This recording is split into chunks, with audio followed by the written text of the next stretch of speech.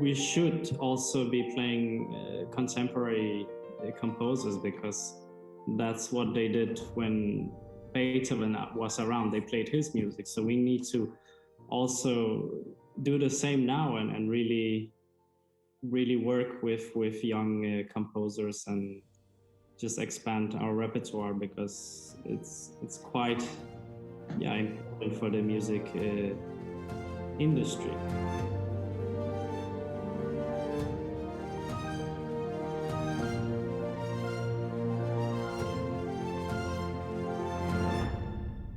Hi, Philip. How are you?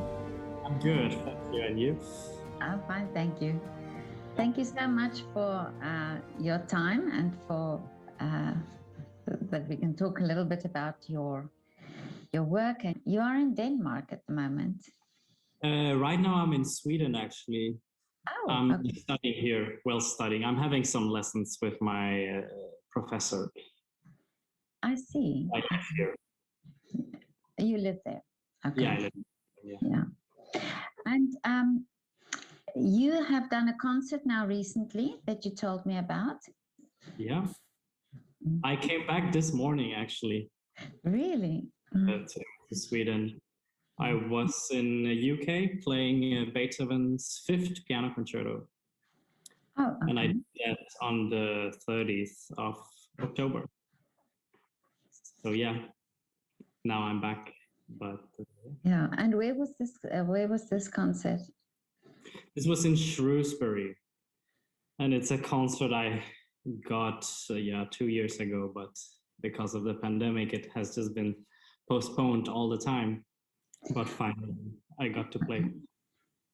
So, and during the pandemic, did you spend a lot of time then practicing this? Well, actually, I was supposed to play it last year in May. Yeah. So I was practicing a lot, but in March, of course, everything closed. So I kind of left it. And now, a few months ago, I picked it up again. So I did spend a lot of time before on it, and now I just relearned it again to play in the concert. Okay, and from the first time you practiced it to now relearning it again, was there a difference for you? Do you think the months of the pandemic made it different? I think so, because during the lockdown and pandemics, you also develop certain things, not only in your playing, but also about yourself. So I'm sure that having a break from that piece made me realize some things about it. And when I took it up now, it felt much different also. Hopefully, because I progressed in my piano playing and musicianship. So yeah, it was kind of easier to play now, and very enjoyable.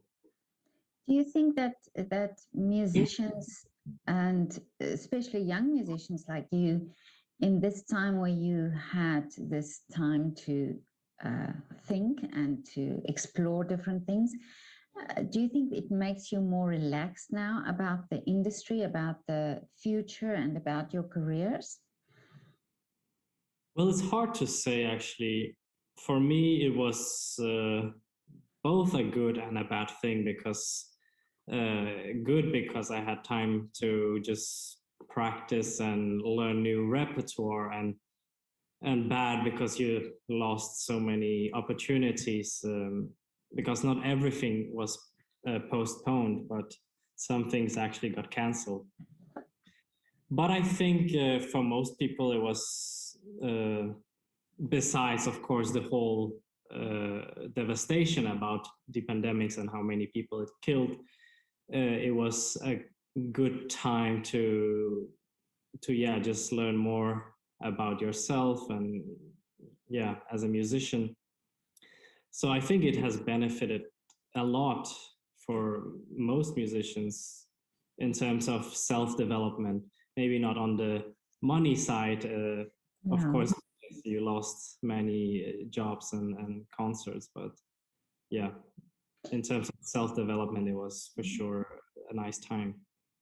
But and pressure wise, do you feel there's a lot of pressure, or there were a lot of pressure because you are a young musician and you have to now get yourself established in the industry, and that the pressure is so much there, but now it's sort of as if well, it's as if you're more relaxed in that sense, that well, things will happen and it will carry on.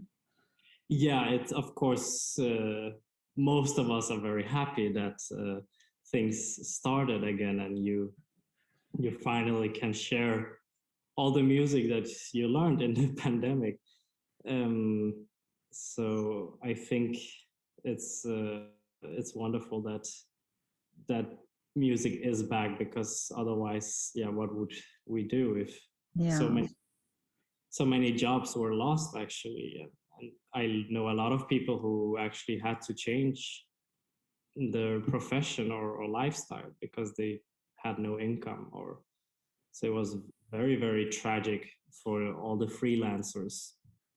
But yeah, now everything is more or less back on track, even though we see some spikes in the virus again, but hopefully it will not be as deadly as before. So tell me a little bit about your career, and how did you start in music? What age were you when you started playing the piano? So I was 8 years old, and my mom is a piano teacher. So it was kind of, I don't know, in the family to play music. My brother played the violin already when he was 5 years old. So yeah, it came kind of naturally to me to start playing the piano, or at least do music. And yeah, since then I was, of course, in a music school. I did pre-college, and then I started at the academy in Copenhagen, and I did my bachelor's there. And I went to Sweden for 2 years to do my master's degree. And then I moved to Manchester in UK and did my postgraduate diploma. I was there for 2 years. And now I went back to Sweden last year and are just taking some extra lessons and with the teacher, the professor I had before I moved to Manchester.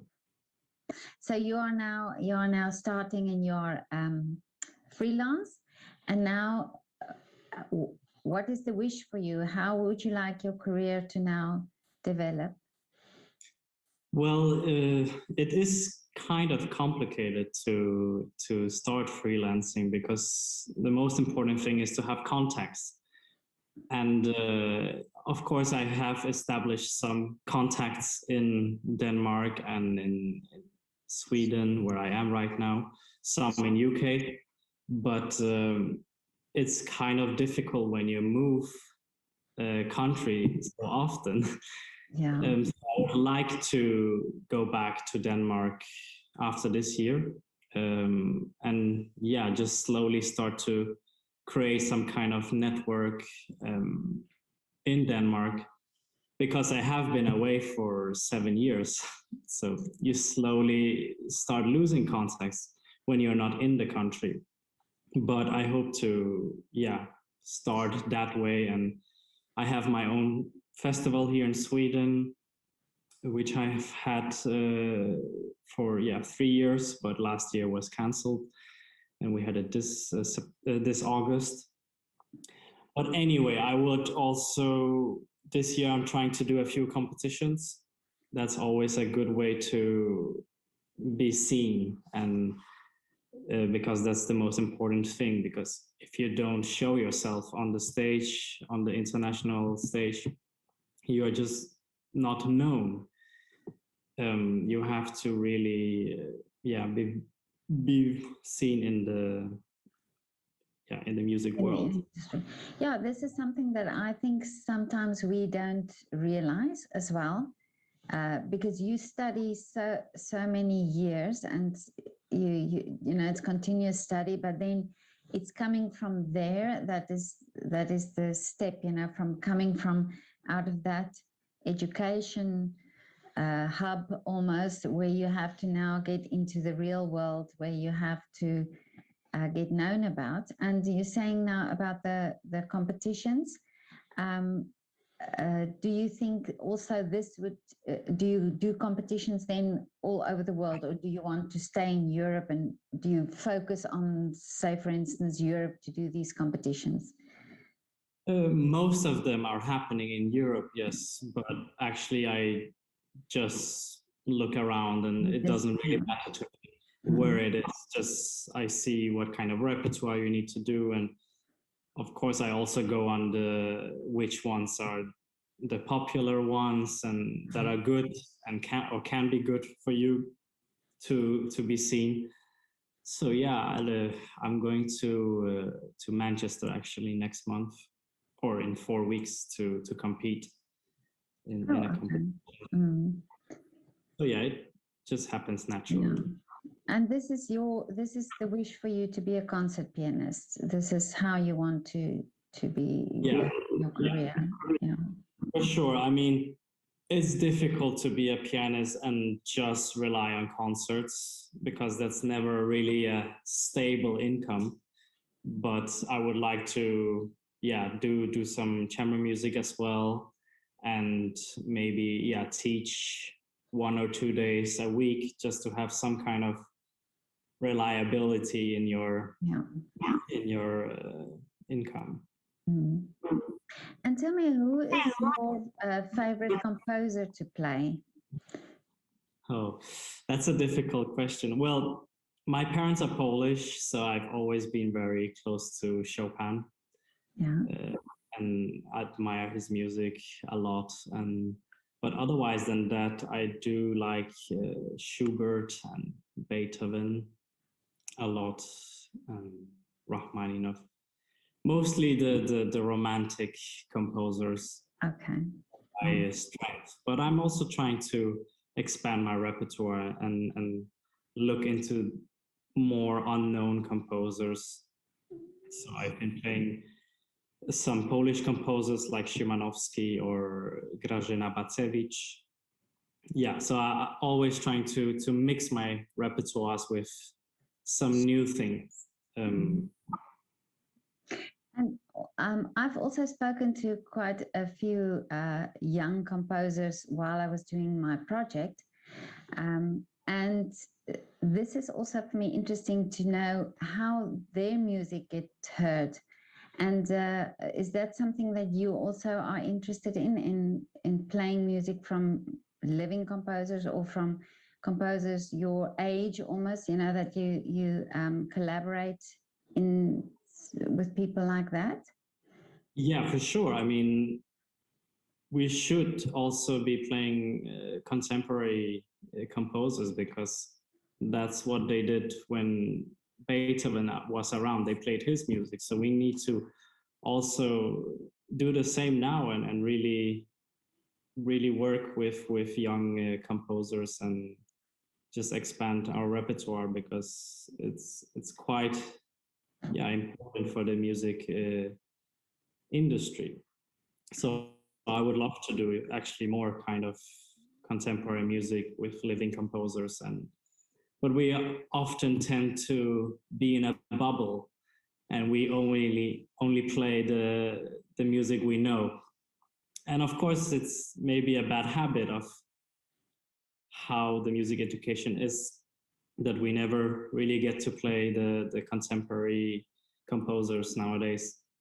But there is maybe getting better now, in that sense, that I see in programmings of the big concert houses. They also start a lot to put modern composers now to actually help out the living composers nowadays. Yeah, because I think also this is also the public, that, you know, we go and we want to hear the things, the known pieces, and then suddenly when you put in new pieces, and it's sort of blended in with, you know, in the program, then it's also a way of educating the public and getting to be more aware of new works and getting used to hearing the new works. Yeah, for sure. I think that's very important that that this happens, because otherwise, how are the public supposed to know about the contemporary artists? So I think it's very a good thing. Yeah, I think you as young musicians, you are also the ones to lead this, you know, because you have also a different view on things and a younger, fresher view. And not that I say older musicians don't, but I think it's sort of so used to doing this it a certain way that now it's maybe a good thing for younger musicians to start a new way of playing music and the type of music that you play. Definitely. I mean, I had a master class a few weeks ago with a pianist from Sweden with Polish background, and he was talking about how important it is to mix up the programs you're doing, or also find your niche in who are you as a pianist and what suits you, and how can you combine different composers to make to actually sell the music and you as an artist. And he was actually doing a lot of more modern composers now in his repertoire, and switching it with the more standard repertoire as Beethoven and Chopin. So, and he said that he found a very good balance of how to program his recitals. And I started thinking about that. This is also something I would like to do, to actually mix up the standard repertoire with the more unknown composers and contemporary composers. So he was very inspiring that way. Yeah, and I think also because you can now speak to the composer who composed it, you know, and yeah, and also I think educating the audiences is so important, because it's sometimes good. I sometimes like it when you're in a concert and somebody just mentions something about the piece that you're playing, even if it's just a little story around it. It doesn't have to be the in-depth study about it, but it's just that connection that the audience then also make to the piece that is also lovely, you know, to do. Yeah, I think that's very important to actually talk about the music that you're playing. And yeah, it doesn't have to be a lot, but just few things that will make the audience think about some things, imagine things. So I do that quite often when I play recitals, that I introduce each piece just a little bit, talk a bit about the characters and motives that they should look after. And yeah, so I think that's very nice to do. I think it's great that you do that. Yeah, I think it's great that you do that. So Philip, tell me, oh, and I was thinking now, is your mum still involved in your playing? Does she sometimes help you or correct you? you? Not much, but from time to time, when, for example, I have some concert coming up and I happen to be home and I play through the whole recital, then she might say a few things, but usually she doesn't really interrupt anymore in my practice, or well, I'm hardly ever home. But I was not in the pandemics. I spent my time at home. So there I was practicing, and she might pop a comment or two from time to time, but not really anymore. Oh, okay. So Philip, now tell me on a lighter note, what do you do before a performance? Do you have little rituals that you do? Not really. I've been asked this question many times before, but I always just say that I try to focus on the music, not interact too much with people who are around me. Um, just yeah, be by myself and in my own thoughts. Um, I don't know. I have some weird, how do you say, habit to. I always need to have my wallet and phone in my pockets in my Really? concert dress. Yeah, I go on stage. I don't know why. It's just been a thing, but I always have that that's with me. interesting. You're expecting a call. Yeah, I don't know. It's just stayed that way. I don't. I Yeah, think I performed once with things in my pockets, and then now I have like a yeah. weird A security. superstition. Yeah, yeah.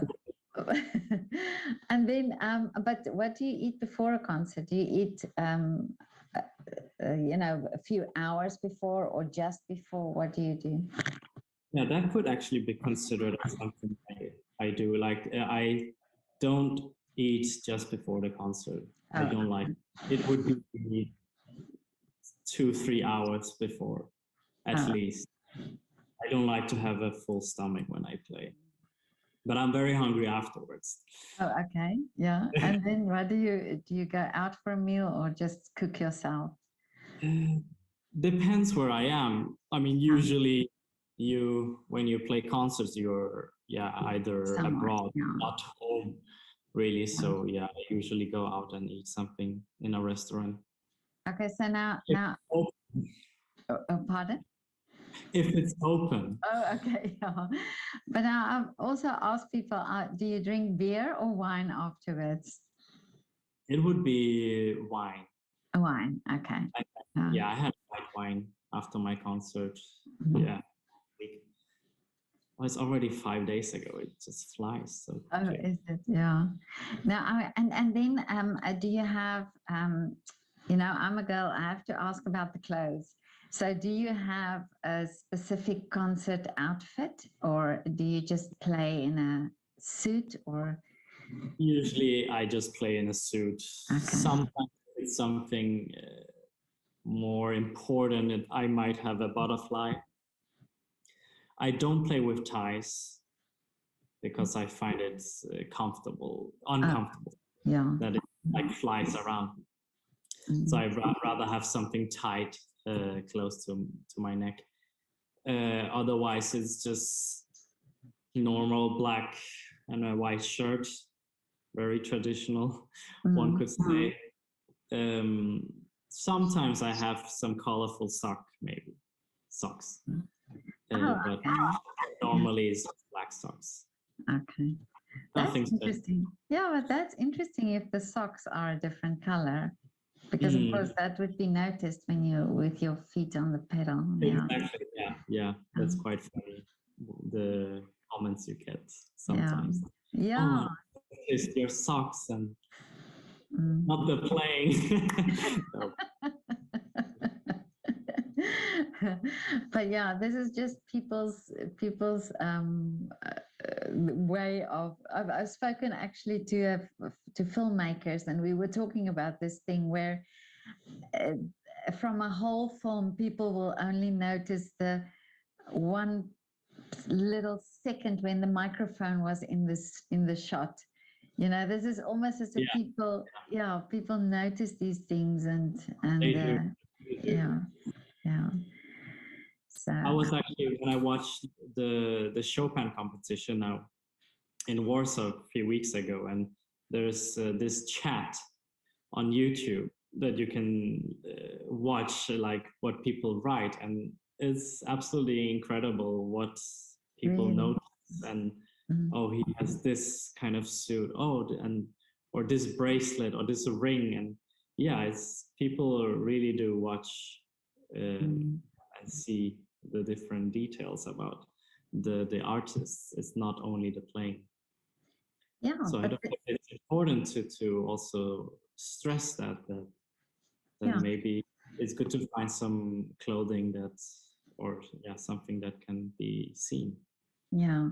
And it's also now interesting that you mentioned that, because during my series where I spoke to artists in lockdown, I was also asking this question: why, or that I thought in the process that I took the photographs, that distance between the artist and the public in a concert hall, and that it would be so nice if I think I took artist pictures in the windows and I saw a different side to the artist, that if the public in a way, not that I say, it has to be everything from your personal life, but as an artist, if we can understand a little bit more, or if it can be more like you say now, what you wear, the bracelet, what is the meaning of the bracelet, or what is the meaning of the, or like you say, you're wearing different socks now, and it becomes then part of who you are, or it becomes part of something identifiable, not just your music, but that you as a person. And wouldn't it be wonderful if that, and it's now so possible with all the social media that we have, that can sort of tap into that with artists. Yeah, for sure. I think it's quite important to have something that the audience recognizes you for. And it can be anything. It could even be your programming, that he put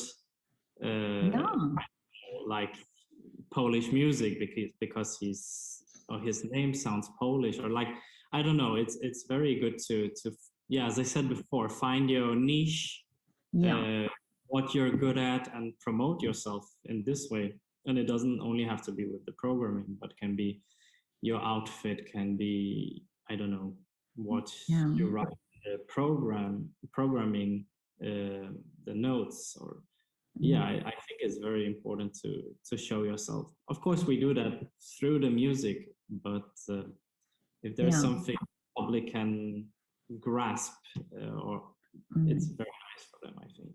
Yeah, no, I think so. I think it makes a connection in a way between the artist and the public, and it's interesting. I think the people are interested in people, and we are interested in stories, and even if it's the most talented artist, we are interested. This is why we do interviews and why we ask and want to talk to artists, so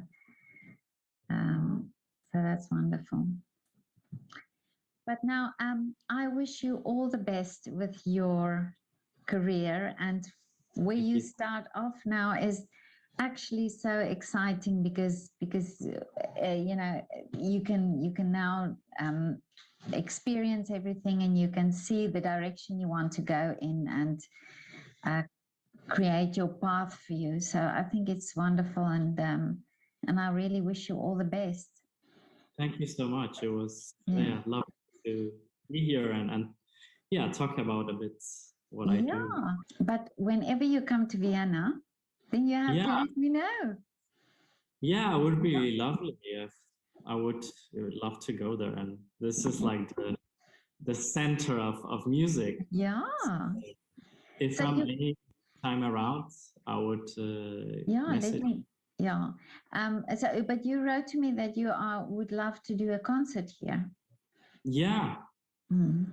If there are any possibilities, like, it's always great to perform.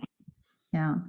Well, we say all these things here in the interviews, and many people's wishes have come true. So, Philip, it was lovely to talk to you. Really, you are a wonderful young man, and I really, from my heart, wish that everything works out for you the way you wish that. Thank you so much. It was a pleasure to be here. Okay. All right. Well, we stay in touch. Yes, definitely. Okay, Philip. Have a lovely evening. Bye.